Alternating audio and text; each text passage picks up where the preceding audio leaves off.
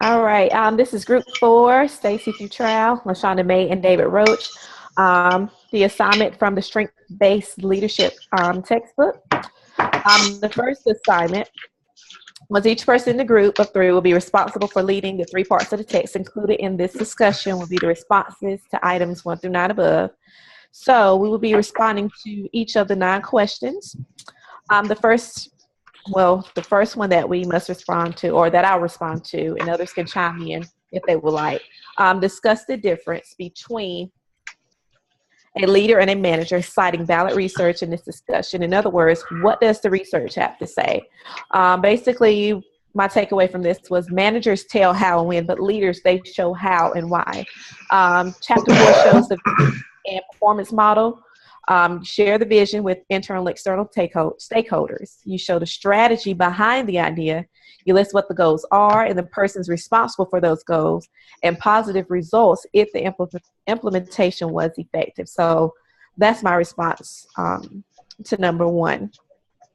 Yeah, just to kind of dovetail with what you're saying, when it comes to management and leadership, for me, I think a leader is someone that is at the forefront of the organization. It's not, I think when we think about leadership, we think about a pyramid, right? You've got your low level, medium level, high level leader at the top.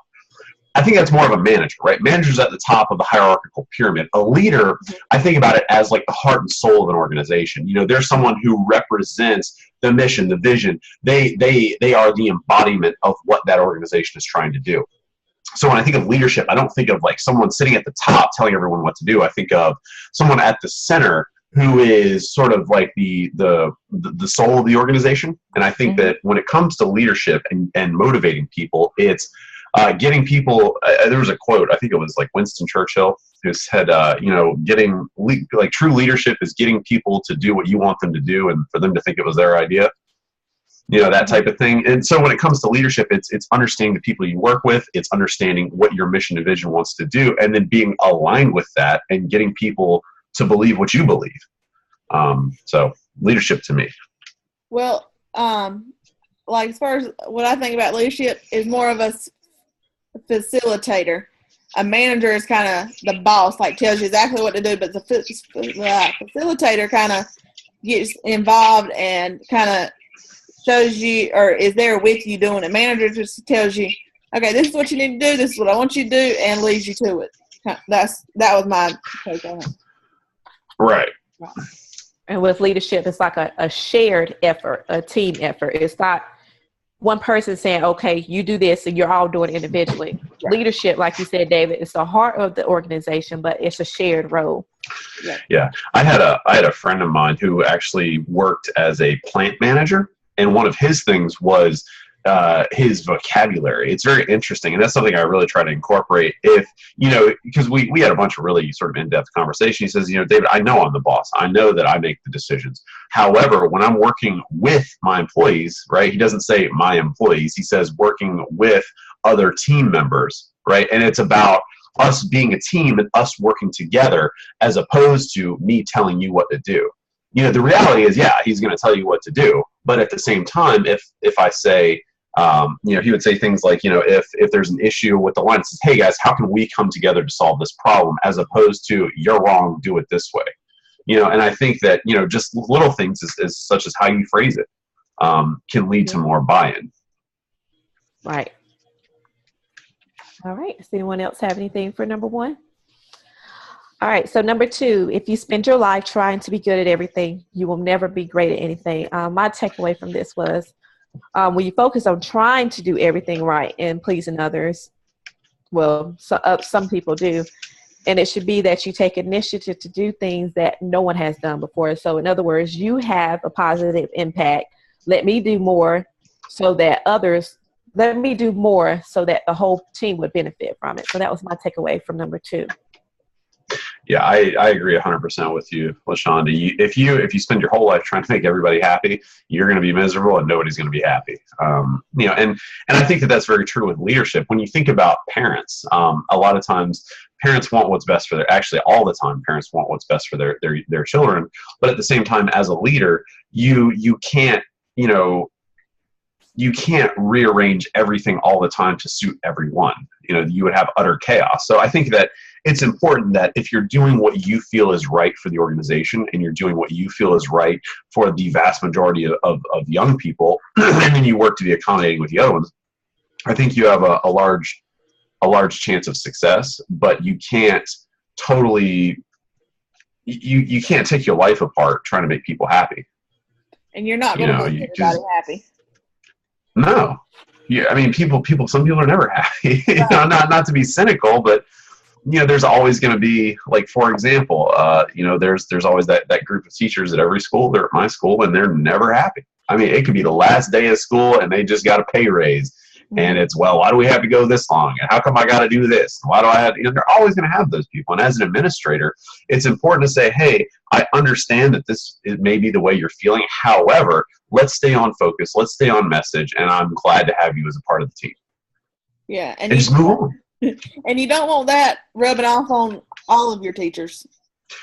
Well, I was in a grade level meeting where for an hour and 15 minutes, it was 4 people just going as hard as they could about how everything was terrible. And there were like 3 of us who were just sitting there going, yeah, I mean, it was a BMW session, it was moaning and whining, but it's just one of those things where, as an administrator, you can't try to make everybody happy, because there are going to be some people who are always unhappy. Mm-hmm. And as unfortunate as that is, like, you have to be able to say, okay, let's move on. Let's affect the things we can affect. Let's change the things we can change, and the stuff we can't change, we can revisit later. But for right now, we need to have some forward momentum and some forward traction. Do the best you can with what you got. Yes, ma'am. All right. Are we ready for number 3?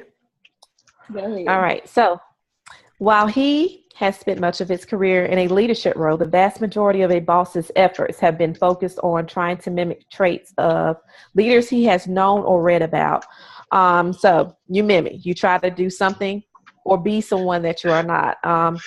You pull from the traits of an effective leader. I feel that you should pull from the traits of an effective leader and apply them to your life and your situations. So bottom line, all the traits of a leader may not be fitting for every individual, but you have to pull from that are best suited for you and then apply them to your individual setting. See, I think that's very interesting, because for me, there's a poster and it was like from the Olympics, right? You got Michael Phelps, right? You got Michael Phelps just doing his butterfly, and he's just getting it, right? And it's funny because his head is focused, and the guy next to him, who is like maybe a stroke or 2 behind him, he's turning his head looking at Michael Phelps. And when you think about leadership, great leaders are focused on leading. Not great leaders are focused on other great leaders, right? Winners focus on winning, losers focus on winners. And maybe that's not 100% applicable here, but if I'm a leader, I don't care what's going on in another school. I don't care what other people are doing. I don't care what other people are saying. I care about the people that I'm working with, and I care about, my kids, or the kids at this school, and I care about the stakeholders at this school, because this is the school that I want to be the best it can be. Mm-hmm. And if I'm constantly worried about what they're doing in Finland, right? We all see the research. Oh, in Finland, 95% of kids are three years above grade level. And look, we're not in Finland. We're in Deep Run, North Carolina, and we're going to make the best we can with what we got, and we're going to be successful. Mm-hmm.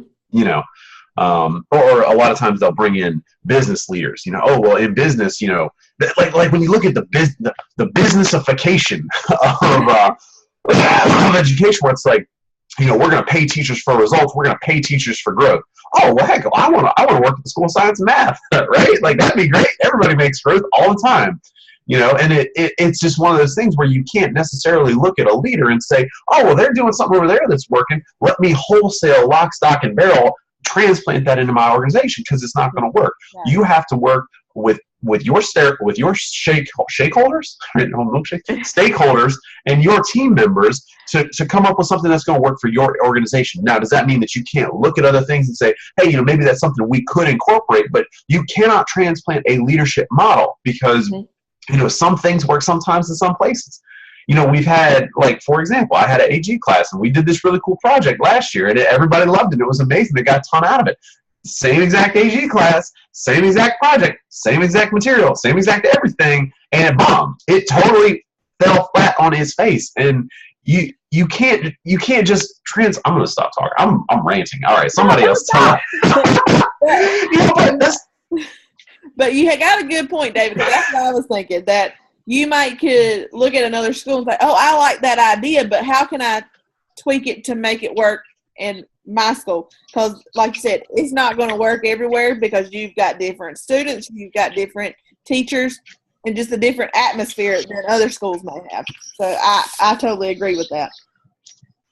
Yeah, and I'm going to add on to what both of you said. When you said, I'm not being focused on what others are doing. We just had our Read 3D scores, kindergarten, because I teach kindergarten. We looked at the whole county kindergarten.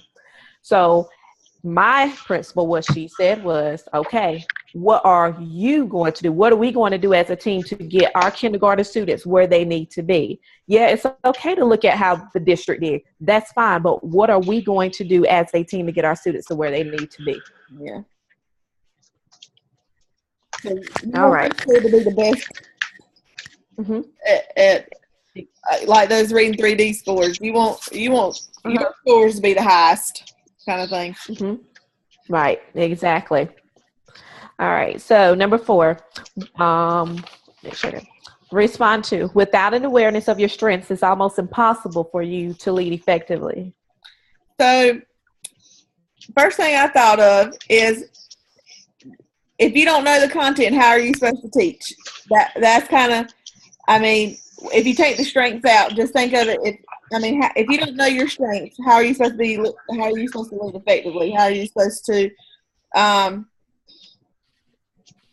So it's I took it as, okay, well, it's just like strengths are very important. It's just like, if I don't know my content area, how am I supposed to teach effectively? So they kind of go a little bit hand in hand. And we also, everybody has different strengths and different learning, different styles of doing things. Like, I may teach one thing one way, but LaShonda, you may teach it another way. And that's just that. The way I teach it might be my strong point. I know a lot of my kids are, like, with me being an EC teacher, I have a lot of differentiated things to do in class, and I have a lot, one kid can learn just by verbal, but another kid has to have hands-on. And that's some strengths that I've learned, like for me to do in my classroom with my kids, is to also know their strengths and weaknesses as well. Right. And I looked at it as, when we're able to identify our own strengths, we can pull out the strengths in others. We can go back and reflect, okay, what did I do to get myself here? Okay, maybe I can encourage someone else to do the same thing. So that's done through encouraging others and modeling as an effective leader. But in chapter 6, it said anyone can be successful, but to be effective is knowing the steps it took to get there to continue to be effective. So that was my takeaway for number 4. Yeah, I agree 100%. I feel like when you know your strengths, you play to your strengths. And, one of the beautiful things about being in an administrative role is that you can create, systems within your school that play to your strength. I know for me, one of my strengths, or what I feel like one of my strengths, is I like to talk, right? I'm good at talking, and I like to be positive, and I like to be uplifting, and I like to say, I'm glad you're here today. Couldn't do it without you. Keep up the good work. I like that positive reinforcement. And vice versa. Know your weaknesses, right? I know that I am terrible with paperwork. I am terrible with sitting in an office, right? Like, I want to be out moving, talking to people, being part of the fabric of the school community. And, for me, like, one thing my principal loves doing is he loves sitting down with spreadsheets, and he loves sitting down with, memos, and just laying it on the desk and looking at all the paper. And yeah, like, that's not for me, right? I want to go talk to somebody. I want to say, how are you feeling today? What's your perspective? How can we incorporate things? Where my principal is like, send me an email me.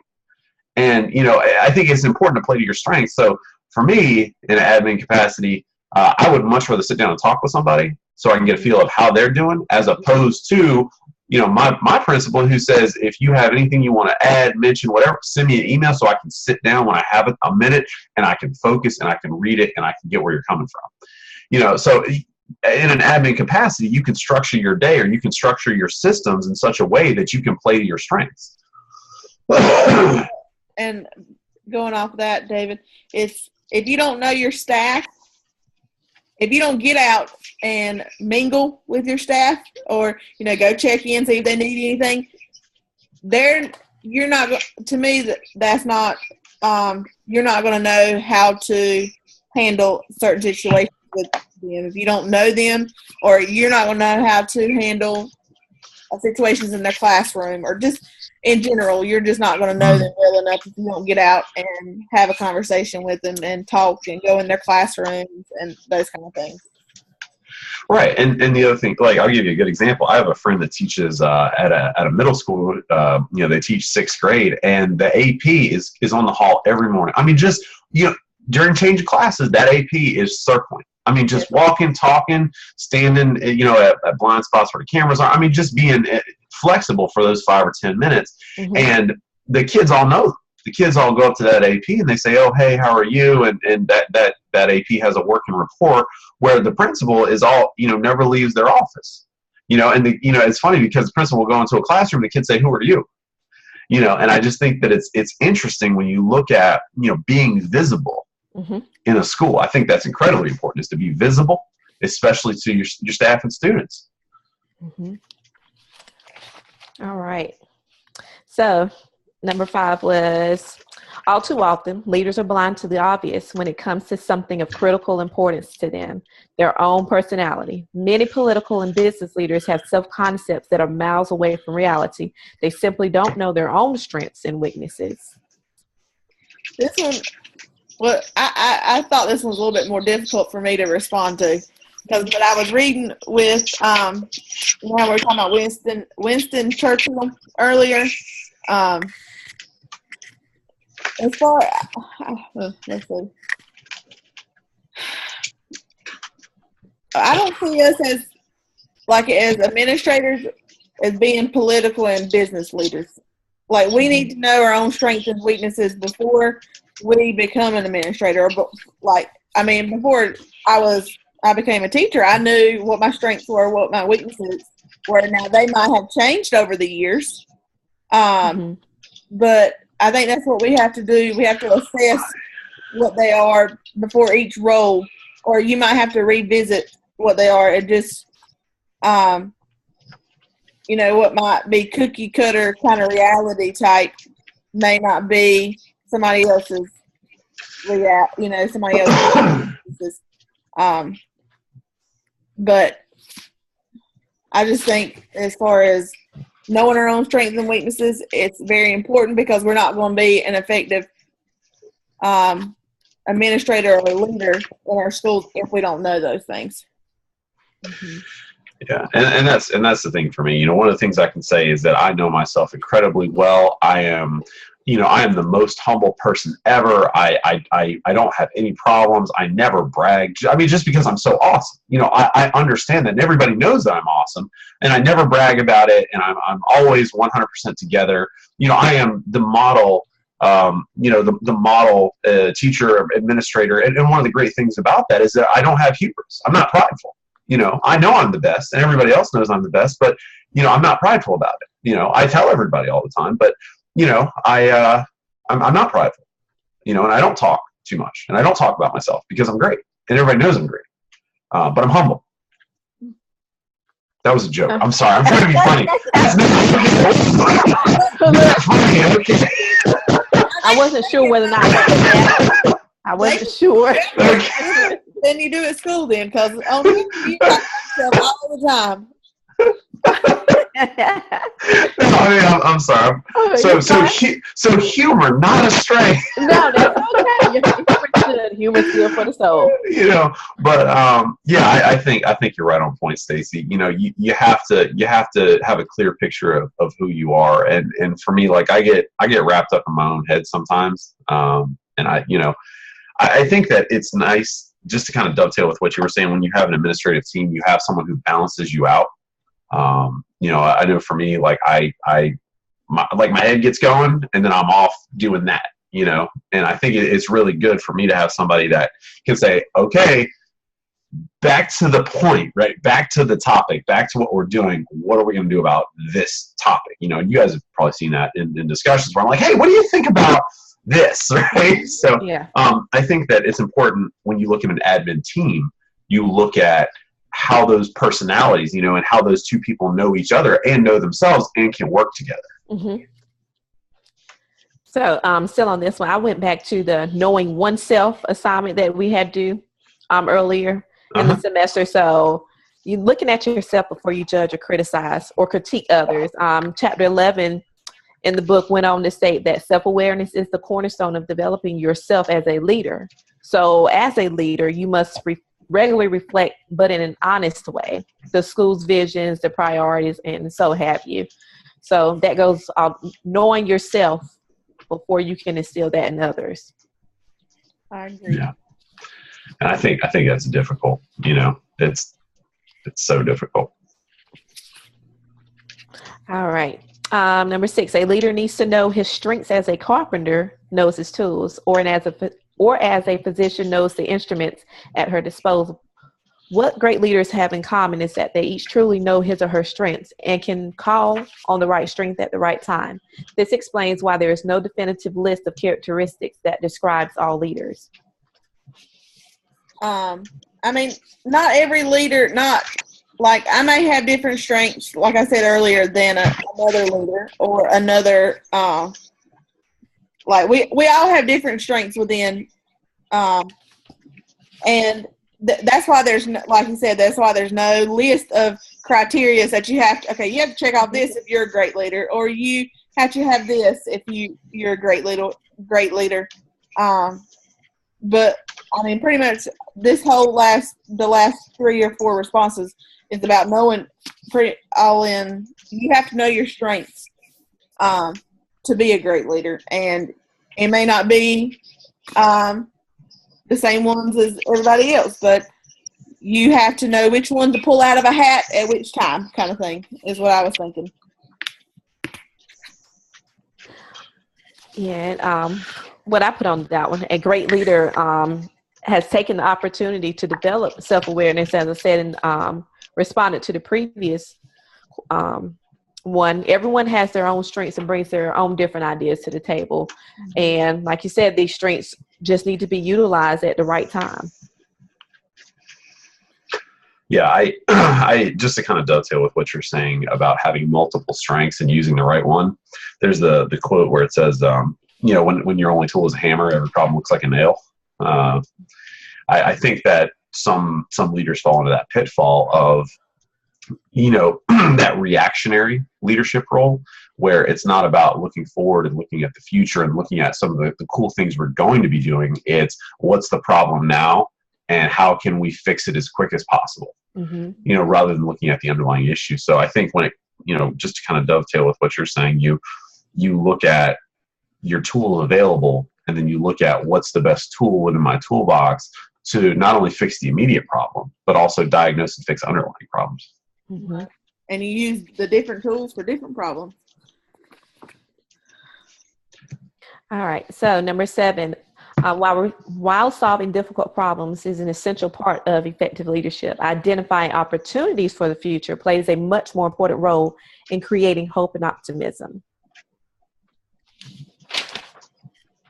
So my takeaway from this one was the supervisory behavior continuum is an excellent reference for this. It's an important aspect that while problem solving, taking steps and providing feedback serves as a learning opportunity, leading to a hopeful and encouraged individual at the end of the day.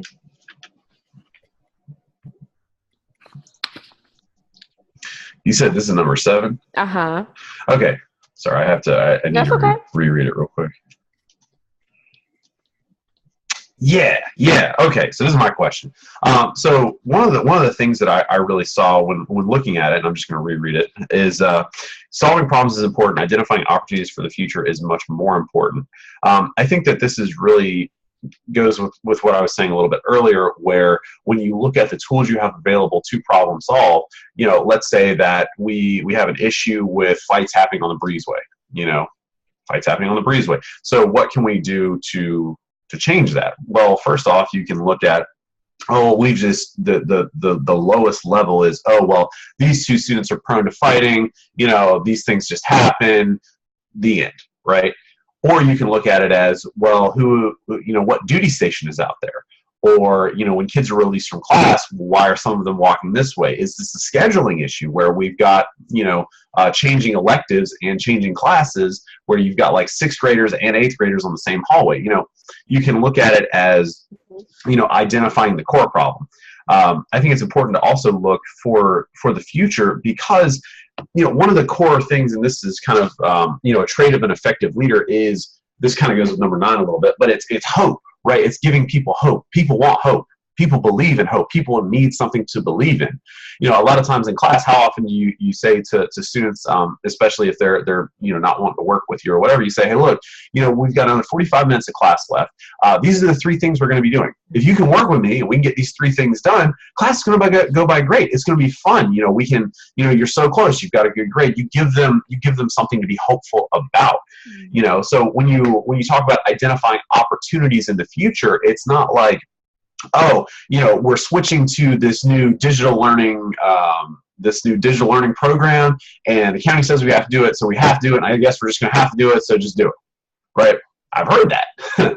Whereas you could say, hey, there's a lot of opportunity in this program, and let's kind of go through and talk about how this can be helpful or useful to each of us and what we can get out of it and how it can make life better.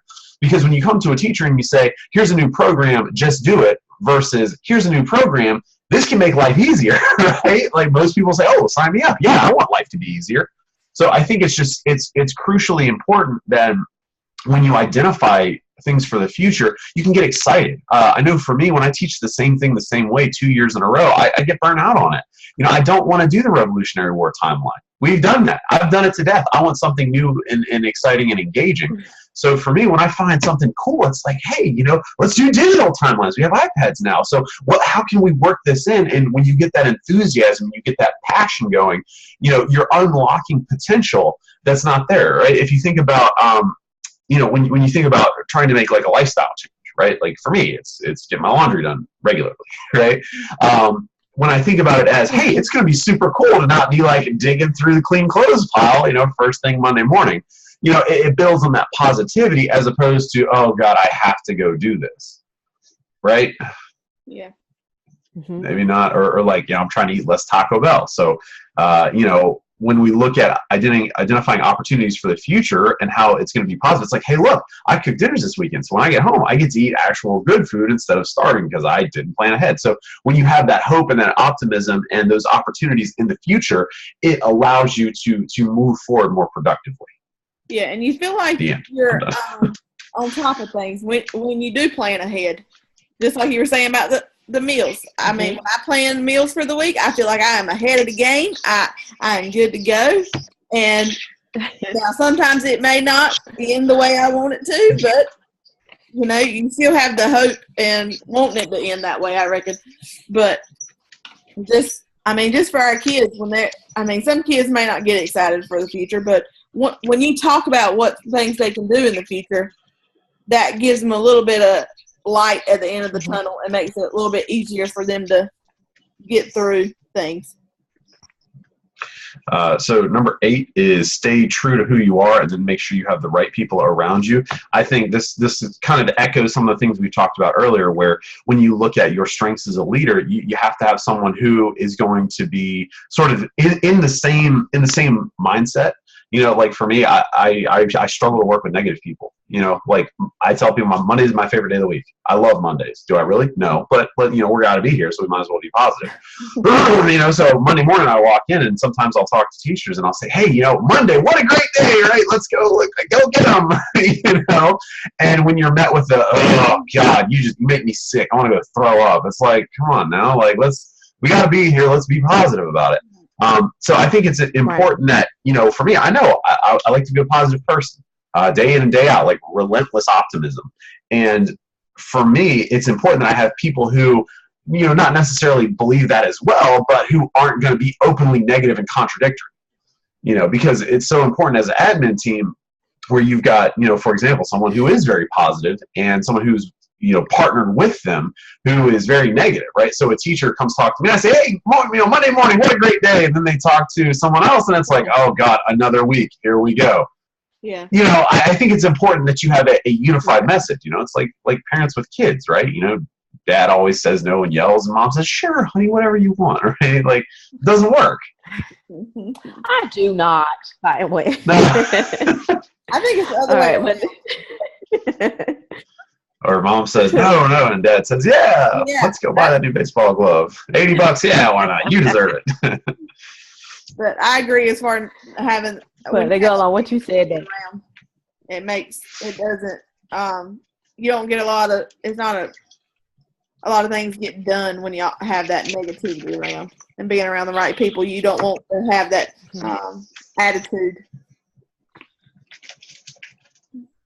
Right. Now I say always surround yourself with positive individuals so you can keep each other uplifted. I didn't come up in a negative household. My mom and dad were not like that in any way, but when I'm around it, it's the most uncomfortable thing to me. So just stay around positive. That's it. Okay, I'm going to go ahead and grab this one by the horns because we've got a couple minutes left. Number 9, most effective leaders get people to follow, right? So I actually went through, and there are four core tenets to effective leadership. Number 1 is trust. Followers do not Followers do not tolerate dishonesty. A lot of times trust can be do or die. If you lose people's trust, you lost them. Honesty is the key, and being candid is very key, because if you're straight with somebody about, hey, look, this is the way things have to be. I'm here to help you. I'm here to be supportive. Let's do it. Then they're not going to turn around and say, oh, well, he told me one thing and now he's telling me another, because that sows discontent. Very negative. Number 2, compassion. Right? It's the ability to have social equity, right? Just because you have close relationships doesn't mean you necessarily have very friendly relationships. It's not about, oh yeah, you can come in late, no problem, show. You can't do that. But at the same time, you can say, hey, look, I understand, your kid's sick and throwing up, I can step into your classroom, and I understand where you're coming from. And, one of the things that really resonates with me is, like, they don't care how much you know or what you can do until they know how much you care. Right? So by being honest, by building those trusting relationships and being compassionate, it's like, I've worked for an administrator who's not very compassionate. And you say, hey, look, I've got to drive my friend up to Raleigh because their family's like in the hospital, and it sucks. Well, you're gonna be able to get that report done by Friday. And it's like, dude, somebody's in the hospital. Next thing is hope. Right? Stability in the moment and hope for the future. Right? You have to work consistently to deliberately create hope and optimism. Yeah, go get them. Right? Hope, optimism, it feeds on each other. It's just like this tidal wave, this snowball of positivity. We're all feeling good. We're going to work together. We're going, teamwork makes the dream work. Yeah, go get them. All right. Next one, stability. Institutional stability. You're talking about security. You're talking about strength. You're talking about support. You're talking about peace, right? This is what I want from my school. This is what I want from people that I work with. I want stability. I want strength. If you got a problem, and you messed up, like if a teacher messes up and they're not on point, they know they're not on point. Right? If you had a fight in your classroom, you knew your classroom management wasn't where it's supposed to be. It's not that Johnny flipped out one day, because why isn't Johnny flipping out every other day in every other class? There's something up with your classroom, right? However, I'm not going to rake you over the coals, right? Because if you have a problem, let's talk about fixing the problem, right? Think about Noah and the ark. If you got a hole in the boat, it doesn't matter who put the hole there. It doesn't matter anything about who fixes the hole. The hole in the boat just needs to get fixed. Needs to get fixed, right? Mm-hmm. So when you talk about that strength, support, peace, and stability of having those core values, that doesn't change, and you're able to give transparency, where you say, hey, look, at this school, this is what we believe, right? This is, if something goes wrong, it's not going to be about raking you over the coals. It's not going to be about, yeah, I told you so and you're wrong and I'm right. It's about, hey, how can we work together to provide the best we can for our young people? And I want to help you, and I want to be a part of your success and your student success. I talked a lot, but those are the 4 points that I got. Boom. You got about a minute left. Do we need to meet back? Yeah, that sounds good. Okay. All so right. we're going. That sounds good. Okay. So this goes back to effective leadership. Effective leaders always encourage. So I agree with everything. David, you said you were right on. Yes, I did a lot of reading on that section. All right, so I think we have responded to all questions for this textbook activity. Ooh, yeah. Yes, we